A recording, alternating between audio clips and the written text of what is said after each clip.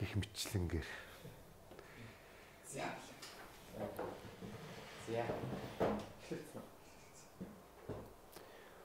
За та өөрийгөө танилцуулна.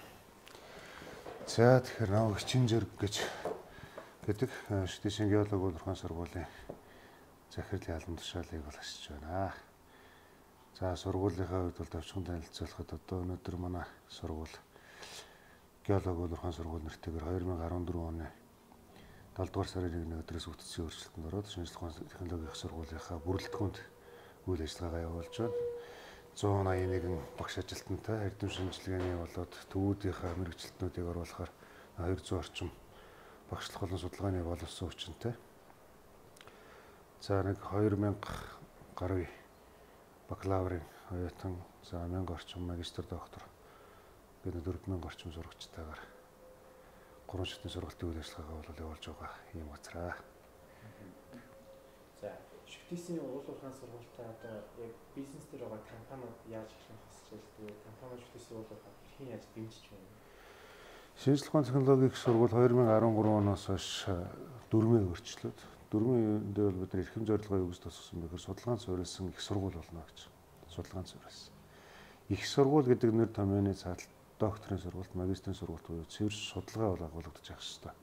Тэгэхээр зэрэг энэ утга чанарыг бол бид нар агуулгах үүднээс гаргаж ирж байгаа. Тэгэхээр судалгаа хаанаас гарч ирдэг юм бэ гэвэл ерөөсөө хувийн хвшил буюу төрийн өмчийн компаниудын тулгамдж байгаа асуудал дээр суурилж гарч ирдэг. Ийм учраас бол бид нар ялангуяа энэ чиглэл дээр нэлийн төлхөө бол анхаарч хувийн хвшлийн байгууллагуудтай хамтарсан сургалт судалгаа, эрдэм шинжилгээ бусад гэсэн чиглэлүүдээр гэрээ байгуулан ажиллаж байгаа. За өнөөдөр бол манайх хэд хэдэн компаниудтай хамтарсан төслийн ажлууд эхэлж байна. За уламжлалт төсөөр Эрдэнэ туулын байжуулах үйлдвэр, Багнаар хувьчаад компани, Шивөө хувьчаад компани, Таван толгой хувьчаад компани. За мөн дээрээс нь болохоор энэ оюутлага, энержи, ресурс, за бусад компаниуд нь одоо манай шарын голын уурхай байж байна, дархны төмөрлөгийн үйлдвэр байж байна, хөтлийн цамын чохон үйлдвэр байж байна. Бүгдээрээ л одоо оюутнуудын маань дадлагын материалыг баазуулж өгч байна шүү дээ. Тэгэхээр зэрэг ерөөсөө энэ тал дээр бид нар энэ эдгээр үйлдвэрүүдийг бол нэгт хамтын ажиллагаатай ажиллаж байна гэж хэлж болно. Тэгээ одоо бор өндрийн болон байжуулах үйлдвэр маань ихэд жаншны чиглэлээр тийм дархан одоо бусад газрууд нь төмрийн чиглэлээр ингээ металлын болон металл ус ашиглах нутгуулын чиглэлээр бол бас оюутнууд маань материалыг бааз дээр түшгэлсэн дадлагыг хийх боломжууд нь бол бүрдэж байгаагаар их онцлогтой. Тэгэхээр энэ бол бас өмнө нь бол хийгдэж л байсан ажил. Тэгэхээр зэрэг энэ хийгдэж байсан ажлуудыг одоо бид нар цааш нь өшөө илүү наривчлаад ялангуяа магистр докторийн төвшөнд тухайн уурхаан дээр гарч ирж байгаа хүндрэлүүд юу вэ? Энэ хүндрэлтэй холбоотойгоор асуудлыг шийдэх боломжийг судалгааныхын асуудлаар шийдвэрлээд мэргэжлүүдэд бэлтгэх юм бол практик амьдрал дээр илүү нийцтэй байх юмаа гэсэн бодлогыг гарч байгаа. Шүтээсийн уул уурхай төгссөн хүмүүс яг уул уурхайн талбар дээр очиод яг компани хүссэн үдээс мэргэжилтэн байж чадчих байгаа юм. Энэ нийгмийн дунд гарч ирчээд байгаа. За тэр дунд багш нар ялангуяа ингэж ярьж байгаа. Тэр би бол заримдаа бол харамсдаг. Яагаад харамсдаг юм бэ гэхээр аль ч нийгмийн үед тэр дундаа аж үйлдвэрийн хүнд үйлдвэрийн салбар дээр бэлтгэгдэж байгаа боловсон хүчин тухайн үйлдвэр дээр гараад дагалднаар ордог. Эрдэнэт үйлдвэрийн үе үеийн удирдлагууд, бусад энэ томоохон үйлдвэрүүдийн үе үеийн удирдлагууд бүгдээрээ сэлэсрээс эхэлж ирсэн. Дагалдан ажилтнаас эхэлж ирсэн. Их сургууль төгсөж ирж гээд. Шууд инженерийн талбар дээр шийдвэр гаргах төвшин төр хүмүүсийг бол байлгах боломж байхгүй. Ингэж ажлын нөхцөл байдалтайгаа танилцах, хамт олонтойгоо танилцах, ажлынхаа байрыг өөрөө мэдэрч ойлгох. Энэ бүх зүйлүүдийг тэргүүн төвшүүлснийхэн дараагаар удирдлагын шийдвэр гаргах төвшөнд нь бол төвшүүлэн ажилладаг юм боломжлолтой. Бүгдийн ч төвшүүлэн ажиллах шинжлэхээс бол бас өөрсдийн үйл ажиллагаа авьяас бэлгээрээ бол бас давхар тодорно. Тухайн ажил эзэмшсэн мэргэжил дээр хэр зэрэг эзэн байж чадж байна гэдгээрээ тодорно. Энэ бол ерөөсөө үе үеийн дэлхийн нийтийн жишг шүү дээ. За Оросын холбооны улс өнөөдөр 5.5 жилээр инженерийг бэлтгэж байгаа. 5.5 жилийн хугацаанд бол энэ дадлагын ажлыг та бүгд одоо бодоод үзтээ 1 2 3 4 5 дугаар хүршин 5 жил хийж. Өөрөөр хэлэх юм бол 5 жил үйлдвэрлэл дээр энэ хүмүүсээ бэлтгэж байна. Бэлтгэж гаргангуудаа бид нар дагалдан инженерээр л эхэлнэ. Гэх мэтчлэнгээр. Тэгэхээр энэ юутай холбоотой юм бэ гэвэл энэ мэргэжилтэй боловсон хүчнийг сургалтын болон үйлдвэрлэлийн түвшинд дадлагжуулах үйл ажиллагаатай холбоотой байдаг. А гэтэл бол өнөөдөр яах вэ гэхээр манайд уул уурхайн салбар харьцангуй залуу тулгар байгаа нь бол харагдаж байгаа байхгүй. Тэгэхээр зэрэг төгсөөд ирсэн хүмүүсээс ялангуяа мэргэжлийн биш хүмүүстэр тухайн үйлдвэрлэлийн үйл ажиллагааг эхлүүлчих гэсэн учраас төгсөж ирж байгаа хүн чинь уул уурхайн геологи уул уурхайн чиглэлийн мэргэжил эзэмшсэн хүн юм чинь шууд өдөртөд ажиллаа гэдэг энэхүү чиглэлийг бол өгж байна. Тэгээд энээсээ нөгөө хүмүүс маань бас мэдээж хэрэг толгомдох асуудал гарна шүү дээ. Тэгэхээр үүнтэй л холбоотой асуудлуудыг бол бас манайхан нэг жоохон өрөөсгөл тайлбар өгөөд байгаа бол харамсаад байна. Одоо би ихэд чинь баяжуулагч инженерээр төгсчод үйлдвэр дээр очиод дөрөвдүгээр зэргийн термин машинистаар л явж шүү дээ. Харьцангуй бол өндөр зэрэг гэлээхтэй термин машинистаар тэгэлж байна. Тэгжээж үйлдвэрээ таньж мэдчихээн. Тэгжээж тэнцээ нэг дээж прово авч сурж байна. Алтны үйлдвэр дээр ч гэсэн мөн ажиллаж байлаа. Тэнцээ бол баяжуулагч инженер хийж байлаа. Тэгэхээр эдгээр хүмүүстэй бол бид нар ингэж нөхцөл байдлаа мэдэрч таньж байж л тийшээ орно гэхээс биш шууд очингуудаа дараг болно гэдэг үднээс бол хандж байгаа тохиолдолд бол энэ буруу. Тэр дундаа бол бас шийдвэр гаргах төвшөнд бол оролцох тэр хүмүүс маань харьцангуй туршлага дутгал хандлага байдаг шүү дээ. Ингээд 3-5 жил за яг их түргэн ажлын сурцтайгаа төгсөгчд маань бол 1 жилийн хугацаанд ажлыг барьдаг их богино хугацаанд танилцах юм хандлагууд гэсэн байж л. Тэгээ та бүгд эргээд харъя л да. Одоо гадаадын хөрөнгө оруулалтын компаниуд ч бай, дотоодын компаниуд ч бай, шинжлэх ухааны технологийн сургуулийн, биологи ухааны сургуулийн төгсөгчд бол ер нь шат чадныхын шийдвэр гаргах төвшөнд л ажиллаж байна шүү дээ. Энийг бас бид нар харах хэрэгтэй. А мөн дээрээс нь гадаадд төгсөж ирсэн оюутнууд маань ч гэсэн бол яг гэхээр Монголын нөхцөл байдалтай бас дасах бас шаардлага гардаг шүү дээ. Тэнд байж байгаа уурхай нөхцөл байдал нэг өөр. Уурхай үйл ажиллагааны эрхцэн орчин өөр. Удирдлага зохион байгуулалтын бүтэц өөр. А мөн дээрээс нь хамт олонны урамсгал нь өөр. Тэгэхээр зэрэг ийм нөхцөл байдлаас нөгөө нөхцөл байдал руу шилжиж байгаа тохиолдолд бид нар бол бас эдгээр асуудлуудаа нэлээд бодолцож үзэх хэрэгтэй юм аа. Энийг бол үйлдвэрлэлийн газрын хүний нөөцийн мэргэжилтнүүд ялангуяа тэр хүний нөөц хариуцж байгаа шат чадны удирдлага бол онцгой анхаарч хэрэгтэй юм шиг. Одоо ерөнхийд нь уулуурхай одоо сургалтын өнөөгийн Монголын байдлын хэр байгаа яг одоо дэлхийн түвшинд гарахын тулд энэ үеийг шаардлагатай байгаа. Зөв тийм энэ их зөв асуулт. Би нэг зүйл дээр эргэлздэг юм. Тэрний үгээр дэлхийн Монголоос үүдтэй шүү дээ. Тэрийг хүмүүс нэг жоохон гайхаад ах шиг байдаг. Дэлхийн нэг хэлбэр нь хэсэг нь Монгол шүү дээ. Тийм. Тэгэхээр чин зэрэг бид нар өөрсдөө дэлхийн хүмүүс байхгүй. Бид нар ангаргийн Марсын хүмүүс биш. Нэг талтай. Тэгэхээр зэрэг энэ асуулт гэдэг юм уу одоо яригадаад байгаа ойлголт нь өөрөө буруу юм шиг байна. Хоёрдугаар гэх юм бол манай эрдэмтэн профессорууд Оросын албаны улс, Америкийн нэгдсэн улс, Герман, Япон, Хятад ард улстай дэлхийн одоо энэ томоохон уулуурхайн салбар хөгжиж байгаа одоо Канада, Австралийн эрдэмтэн судлаачдтай мөр зэрэгцээд судалгааны ажлууд эхлүүлж байна. Harvard, MIT, тийм үү, Stanford-ийн их сургуулиудын профессоруудтай хамтраад үйл ажиллагаа явуулж байна. Фрейбергийн уулуурхайн академитай бид нар хамтарч ажиллаж 3 дээр 1 2 хөтөлбөр хэрэгжүүлж байна. Гэх мэтлэнгээр ер нь нөгөө язгуураар нь хөөх юм бол уулуурхайн шинжлэх ухаан Оросын албаны улс Германаас л үүдэлтэй шүү дээ. Ингээд үзэхээр чинь зэрэг манай эрдэмтэн профессорууд бол үндсэндээ дэлхийн чигт бол хөрсөн гэж бодож байна. Яагаад бид нар маань ингэж нэг ярьдгүй тэгдгүүр нэгдүгээр даруухан хоёрдугаар ажил маш их байна. Ажил ихтэй хүн ер нь их бага ярьж их хийдэг шүү дээ. Их ярьж байгаа хүн ажил их багтаа зав ихтэй байгаагийн шинж. Тэ.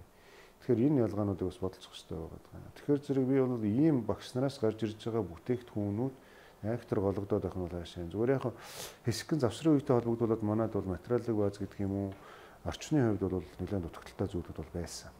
Одоо юу гэдгийг олон улсад хэрэглэгдэж байгаа програм хангамжийн асуудлууд байж байна. За нэг хэсэг бол хэлний ялангуяа англи хэлний мэдлэгийн асуудал байлаа. Нэг гадныхан орчин профессоруудтай гэдэг юм уу эсвэл тэр тухайн үйлдвэрлэлийн мэргэжилтнүүдтэй харьцаж ажиллахад одоо бол манай энэ залуучуудад бол англи хэлний бэрхшээл бол үндсэндээ бол харилцаад эхэлсэн ба шүү дээ. За тэгэхээр зэрэг англи хэлний босго тавих асуудал бол харьцангуй нэг үеэ бодоход буурсан.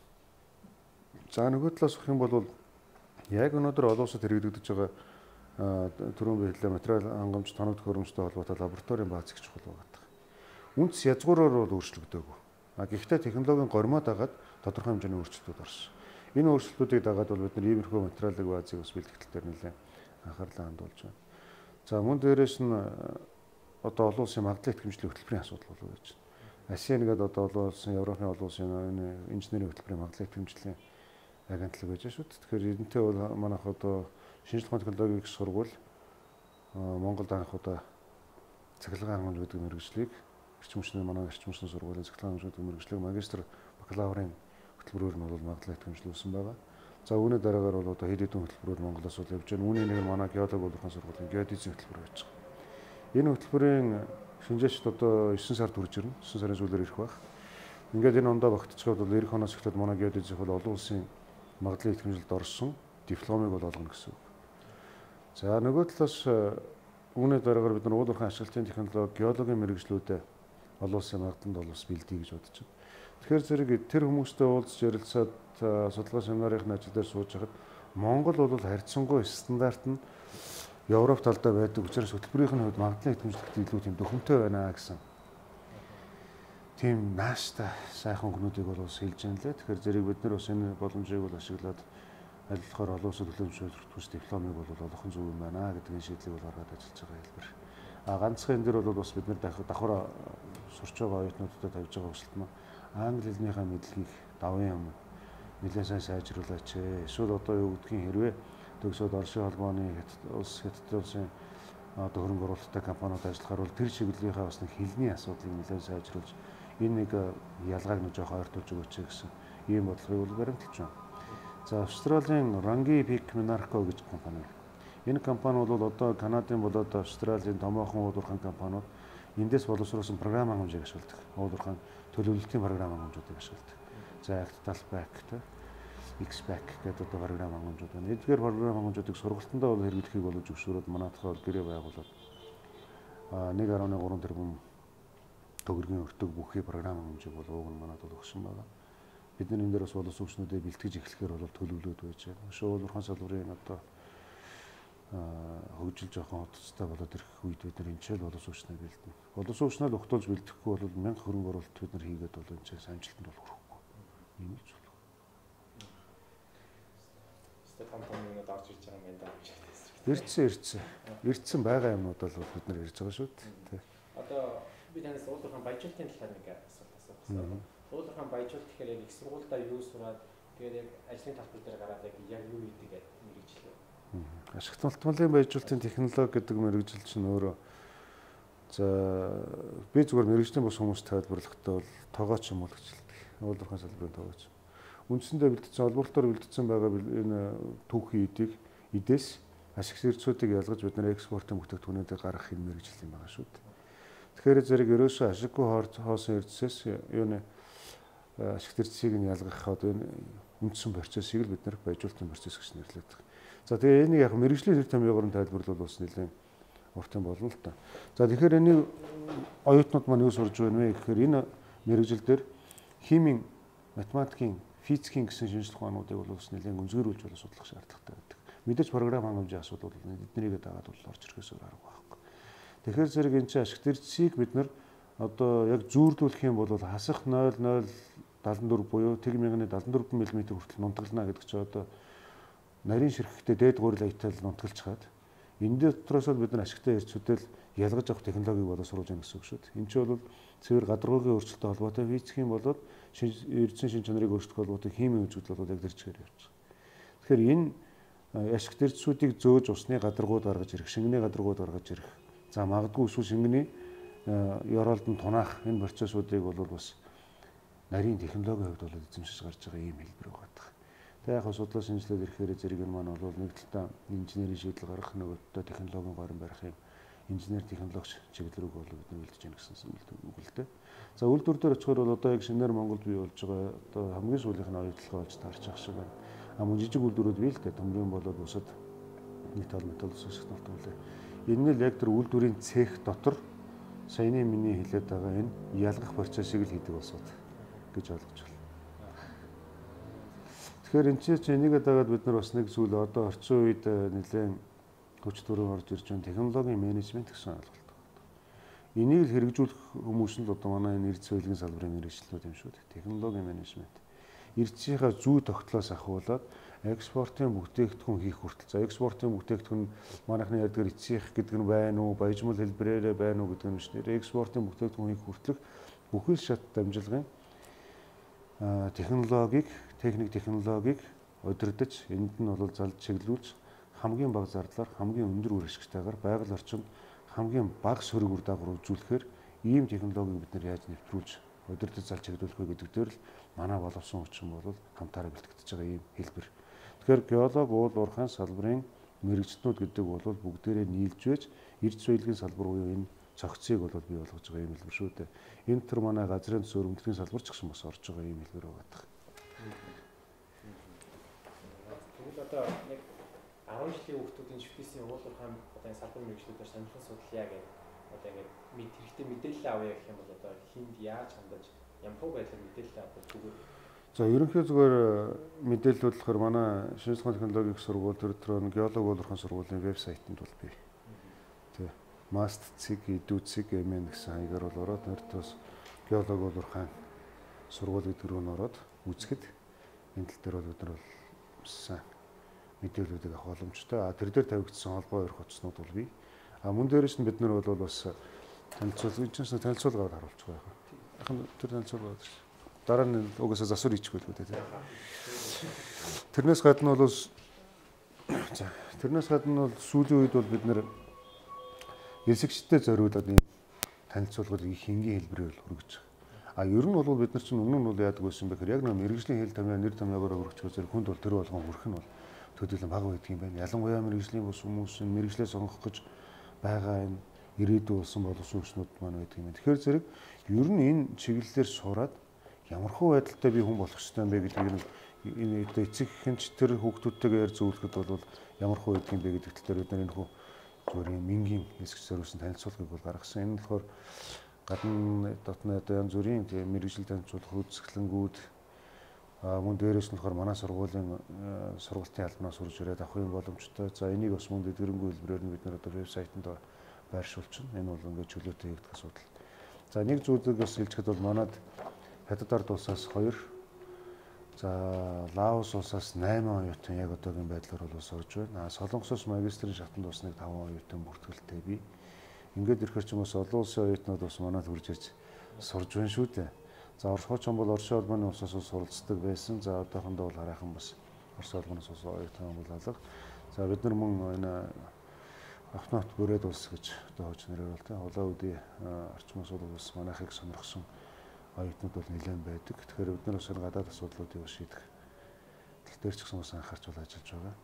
Олон улсын мэрэгжлийн олимпиад гэж зохион байгуулсан. Энд манай оюутнууд маш амжилттай оролцож байгаа. Ерөнхий боловсролын сургуулийн төгсөх ангийн оюутнуудаас Орос хэл сайтай оюутнуудыг сонгон шалгаруулад манай багш нар геофизикийн олон улсын олимпиадад бол оролцсон. 12 төрөл байдаг дотроо. Тэр 12 төрлийн 3 төрөлд манай эхний 3 байрыг бол аваад ирсэн. Ерөнхий боловсролын сургуулийн 18 оюутнаас сонгон шалгаруулад 8 оюутан маань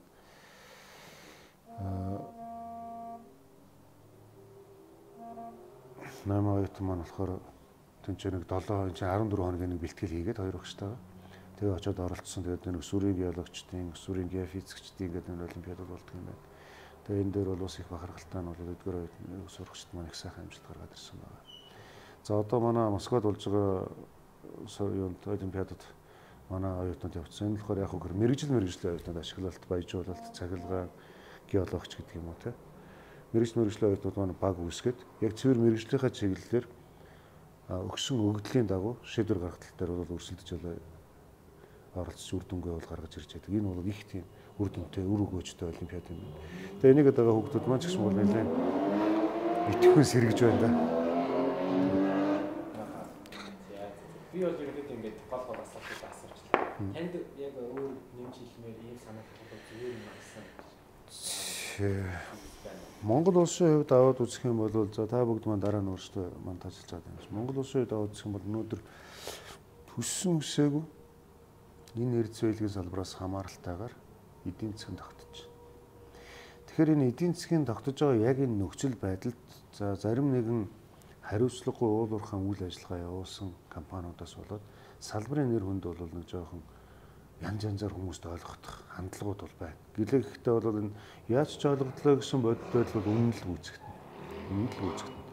Тэгэхээр энэ салбарыг бид нар өшөө яаж одоо яриад байгаа тэр нано технологийн хүрээнд, биотехнологийн хүрээнд, технологийн тэр одоо хай-текийн хүрээнд гэж одоо сүүлийн яриад байна шүү дээ. Өндөр технологийн хүрээнд ашиглах боломжтой юм бэ гэдэг тал дээр бол одоо боловсрол мэдлэг эзэмшиж байгаа залуучууд маань гол анхаарлаа хандуулах зүгээр юм болов уу гэж би бодоод байна.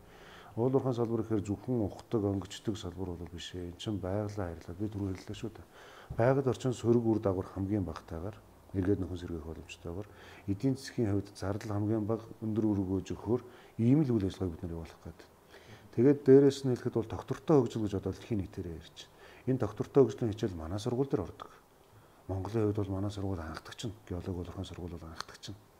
Тэгээ энэ доктортой хөгжлийн хичээлийг дамжаад бид нар оюутнуудад ямар боловсрол ойлгож байна вэ гэвэл тэр Монголын уламжлалт арга технологиор тушгилсан байгаль дэлхийг хайрлах арга технологиг оруулж байна. Байгалыг хайрлах гэдэг нь хараа суугаад очиод зүлгээ суугаад гэсэн үг шүү дээ. Намар болохоор гандаж хавар болохоор цэцгэлдэг нь энэ жаам. Тэгэхээр яг энэтэй адилханаар бид нар байгалийн баялагийг зүй зохистой ашиглаад буцаагаад тэр дараагийн төрөм шинжийг нь яаж бий болгох вэ? Тэр нь яагаад буцаад тэнд амьдарч байгаа хүмүүстэй эргээд сайн сайхан үр дагавар бий болох вэ гэдэг тал дээр хүртэл бид нар бодлого боловсролууд ажиллаж байна шүү дээ. Ингээд ирэхээр чинь зэрэг уул уурхай гэдэг чинь өөрөө газар болгоныг бол өнгөчөөд байх юм бол ямар их зардал гарах вэ бүгдээрээ ойлгож байгаа. Тэгэж их мөнгөө газар булдаг тийм зоригтой хүн бол хаанч байхгүй шүү дээ, тийм ээ. Тэгэхээр зэрэг үүний цаана юу байдгүй гэхээр их хэмжээний хөрөнгө оруулалт, их хэмжээний мөнгөний эргэлт, их хэмжээний ашигын асуудал яригддаг учраас л бол хүмүүсийн сонирхол их байдаг байх. Тэр ч утгаараа бол бид нар мэрэгчлэтнүүдээ аль болохоор бас энэ рүү зүү зохистой боловсролын системийг бол боловсролыг системтэйгээр эзэмшиж аваасаа гэсэн энэ бодлогыг бол илүү баримталж явдаг ийм зүйл байгаа даа шүү дээ. За мөн дээрээс нь одоо нэмээд хэлчихэд бол ялангуяа мэрэгжил сонгож байгаа оюутнууд маань, элсэгчд маань бол өөрсдөө бол энэ дээр маш онцгой анхаарах хэрэгтэй. Өөрөөр хэлбэл энийг бол харахтаа 5 жил, 10 жил, 20 жилээр нь ингэж бол харж явах хэрэгтэй. Тэгэхгүй болохоор яг өнөөдөр барилгын салбар өсөж байна, уул уурхайн салбар өсөж байна, геологийн салбар өсөж байна, тийм эрчим хүчний салбар өсөж байна. Ингэвэл энэ чиглэлийн инженер болчих юм бол би залинтай байх юм байна. Зах зээлийнхаа ерөнхий өсөлт бууралтын динамикаа харж байгаад яг намайг 5 жилийн дараа төгсгöd, 4 жилийн дараа төгсгöd. Тэгээд дээрэс нь энэ салбарт би доктортой 30 жил ажиллаад одоо өөрийгөө болоод өрх гэрээ тэжээгээ тэгээ өөрийнхөө яг эзэмшсэн мэрэгчлээ шингээж энэ салбарыг хөгжүүлэх үйлсэд өөрийнхөө хувь нэмрийг оруулна гэдгээр тооцоолоод үзэхэд ямар хөө байх вэ гэдгийг нэлээд сайн зөвлөж шийдэх хэрэгтэй байгаа. Эзэгчдийн нэг маасыг хараад байхад яагаад гэвэл ерөнхийдөө нэг нийтийг дагаж сонголтоо хийдэг. Сонголтоо хийснийхаа дараа би алдчихлаа, нэх буруу байна гэдэг ч юм уу. За ялангуяа инженерийн мэрэгжил гэдэг чинь өөрөө их өндөр өртгөөр бас их нарийн мэрэгжлийн хичээлүүд орж байж төгсдөг юм зүйлүүд. Тэгэхээр зөв замаасаа нэг шантрах үеуд бол их байдаг л да. Шантрах үеуд. Зарим хүүхдүүд маань бол тэгж лабораторитой биш их математик юм тоо боддоггүй, ийм их юм физик үздэггүй, хийм үздэггүй, ийм мэрэгчлэр сурмаар байна гэл ингээд явж идэг. Гэтэл тэр мэрэгчлэр рүүгээ орлоо ч гэсэн тэнцэн дахиад л энэ шинжлэх ухаанууд нь хэрэг болдог. Тэгэхээр зэрэг тэр өөрийнхөө чадвараас биш өөрийгөө тэр мэрэгжилд нийцүүлээд тийм чадвараа гаргаж л дайчилж ажиллах нь чухал байгаа. Тэгэхээр хүүхдүүд маань өөрийнхөө одоогийн байгаа нөхцөл байдалтай хөтлөгдөд мэрэгжлээ одоо яаж сонгох вэ гэдэг дээр бас асуудал гараад байна шүү дээ. Тэр мэрэгжлийн мөн чанарыг ойлгочоод тэрэнд нийцүүлж өөрийгөө дайчлах одоо энэ хандлагыг л бол бас гаргах нэг чухал юм болоо гэж боддог. Анх одоо би мэрэгжлээ сонгож байхад нэг их л гайхажсэн л да уулын баяжуулалт гэдэг нэртэй байсан тэгэхэд. Уулын баяжуулалт гэж. Миний ямар ч гоё юм дэ баяжуулна гэдээ яасан ч гоё юм дэ. Ерөөсөө л энийг авчиг тэгэл авчихсан. Түүнээс бол одоо яг уул уурхай гэж юу гэдгийг бүүмэд аав ээж тэгээж нэг актер зөвлөөгүй. За сургуульд орох нь тодорхой. Тэгээд их сургуульд орох нь бол тодорхой болсон. Тэгээд аав ээж хоёрлохоо за минийх өөрөө л мэд. Тэгэл чиний ирээдүйшүүл гэсэн тэр нь ч их зөвч байсан. Тэгээд сонгоод тэргүүрээ явсан чинь дараа нь 15 жилийн дараа 2010-ад оны үед манай найз нартай харалдаад чи ерөөсөө айгүй сайн сонголт хийсэн байна. Уул уурхайн салбарт. Одоо уул уурхайн салбартаас Монголд бол нэг номер болж байна гэдэг. Гэхдээ ямар ч тийм 5 жил 10 жил байл харж байгаа. Тэгээ ерөөсөө л зүгээр нэрийг нь амандаа өгүүлж байгаад л тэгэл сонгосон л шүү дээ. Тэгэхээр зэрэг тэн дээрээс надад гарч ирсэн зүгээр нэг бодол маань юу гэсэн бэ гэвэл ер нь одоо сонголтоо хийх гэж байгаа оюутнууд маань ирээдүг харах нь зөв юм байна. Гэдгийг л бол гараад. Тэгээ дээрээс нь болохоор салбар нэг жоохон уналттай байгаа зарим нэг үед бол хүмүүс бол асар их хэмжээгээр тэнцээс бол татчихдаг. Уналт гэдэг чинь дэлхийн зах зээлийг дагаад унаас ихдэг ерөөсөө л эдийн засгийн бизнесийн орчны амьдралын мөчлөгөөр л хязгаарлагддаг юм зүйл шүү дээ. Тэгэхээр зэрэг энийг ч гэсэн бас зөв тооцох нь хэрэгцээтэй юм болов. Одоо 90-ад оны ихэнх үед сантехник гэдэг мэрэгжлийг бол авдаг хүн байхгүй байлаа шүү дээ. Одоо тэгэхэд барилгын дээр сантехникийн мэрэгжлээр сурах гэж байгаа оюутны тоо бол асар их болчихсон. Нөгөөд нэг хяналтын тооноос хэтрээд орох хүсэлтэд өгсөн хүмүүсийн тоо тэр ихэд бүр эмэгтэй хүүхдүүд хүртэл дэше маш их хэмжээгээр орж ирэх одоо ийм сонирхолтой болсон. Гэх мэтлэнгээр энэ ч бол маш их олон зүйлүүд байж байгаа. Дээрээс нь орчин үед бол яаж яах вэ чинь бүх тоног төхөөрөмж альва технологиуд чинь илүү компьютердсан, автоматцсан, програм хангамжийн систем рүү бол шилжсэн иймэрхүү одоо хүний өөрийн биеийн хүчний үйл ажиллагаа, бага оюуны хүчний үйл ажиллагаа багтаамж бол их шаардаад эхэлж байна шүү дээ. Энэ үүднээсээ аваад үзсэн ч гэсэн бас нэлээд анхаарч явах хэрэгтэй байдаг. За тэгээд манай геолог бол урхан салбарын, нэр зөвлөмийн салбар, газрын төсний салбар бол үндсэндээ биеийн болоод оюуны өв тэгш ийм хүмүүст бол нэлээд зохимжтой байдаг ийм салбар шүү дээ. Биеийн болоод оюуны байгалыг хайрлах чадвартай, биеийн хүчний өдөр янз бүрийн толгорч байгаа бэрхшээлүүдийг бол давах чадвартай, сэтгэл зүйн хувьд бол бэлтгэгдсэн. Тийм учраас бид нар манай геолог урхан сургуулийн бүх мэргэжлүүдийн мэргэжлийн тодорхойлолтын дээр эдгээрийг бид нар бол зааж өгдөг. Тэгэхээр оюутнууд маань одоо ингэж төлөвшнө. Одоо манай 1-р курсын, 2-р курсын геологи ангийнхан маань хээрийн дадлагтай бол гарчихсан. Тэнцээ тэгээд бүгдээрээ дотроо команд болоод хуваагдсан. Маршрутанд явна, зураглалд явна. Ер нь л тийм хагас хэрэгжилтийн зохион байгуулалтаар явж ажил их сайн мэргэжилтэн бэлтгэл гол үндэс байгаа. За тэгэхээр багш сайн байх ёстой, орчин сайн байх ёстой, оюутан өөрөө сайн байх ёстой. Ингэх юм бол энэ гурвын дундаас муу юм яагаад ч гарахгүй шүү дээ. Нөгөө аль нэг нь л одоо жоохон таарахын болоод ирэх юм бол энэ ч тоглолтол үсээд байгаа. Төгсөх нь бол төгсч болно, тоглолтол үсээд байгаа. Тэгэхээр энэ дээр бол бас бид тал талаасаа ойлгохоор анхаарч давын өмнө бидний зүгээс шаардлагатай багш орчин гэдэг хоёр зүйл дээр бид анхаарат байгаа. А энэний дараагаар бол мэдээж цаг үед байгаад манай хэлсэгчдийн маань сэтгэл зүйч өөр болж бас нэг юмд хандлага нь ч их сайхан сэргэж тэгээд энэ бол харьцангуй сайхан болох байх л гэж бодож байна. Болж ч байгаа тий. Ийм л зүйлийг хэлээ да тэгээд хэрэгтэйг нь аваад хэрэггүйг нь хаяа нэз. Болох уу? Болно. Маш гоё. Яг 28